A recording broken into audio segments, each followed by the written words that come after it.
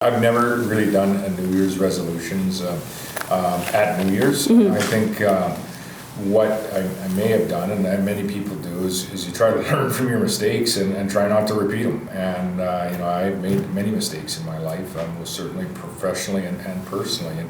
And you just most certainly try to do better each and every time. And that is what I am still doing throughout this COVID pandemic. Is we're learning like in other provinces and other politicians and like other people. I lost some people I know back in and around my home, and they died due to COVID, and that's unfortunate for the community, really unfortunate for family members, and unfortunate for all of those that knew and loved them. That's happened time and time again to far too many Saskatchewan families, in particular over the course of the last number of months and through the fourth wave that we had. There's differing opinions, and I talk to many people, sometimes on one after the other, on that feel the government has gone too far, and the next might feel government hasn't gone near far enough. And so what have I learned is that it's all right to have differing opinions, but we shouldn't separate ourselves from people that maybe don't agree with us on certain issues. We should most certainly be able to engage and to preserve the relationships that we have. Now, I will not quit speaking to someone that has been a lifelong friend because we disagree on something with respect to the government response or something with respect to COVID-19. I'll continually engage for two reasons. One, it's my job. Two, to engage with Saskatchewan people. And two, I refuse to allow this virus to remove one lifelong friend from my life. It's not going to.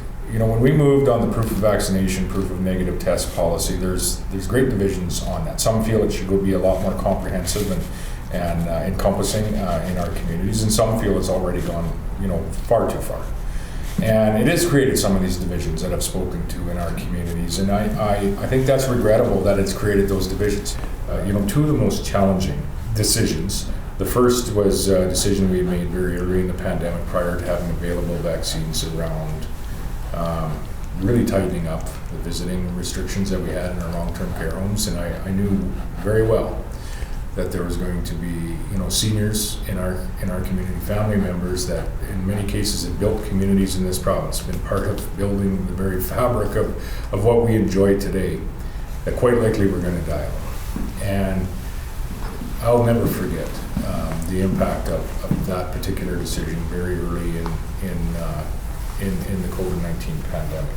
The second has been multiple decisions, and they have to do with our youth. And they have proven to be extremely resilient, but there is going to be impacts from what has happened, and that has driven many of our decisions later in this pandemic around doing everything possible to ensure that as many as possible can participate in in-class learning, can participate in extracurricular activities of all kinds, and youth athletics we want to be happening in as near normal a situation as possible, because our youth have been impacted by this, and we need to do everything that we can as adults to minimize that impact moving forward. As we go into the Christmas season, we're going in a strong position from a COVID perspective. We have the ability to come together as family and friends. And I think we should use that to really come together as a community as we enter a new year in 2022, and to really come together and refocus on what we can provide as a province when we are working together, what we can actually, the value that we can provide to the world.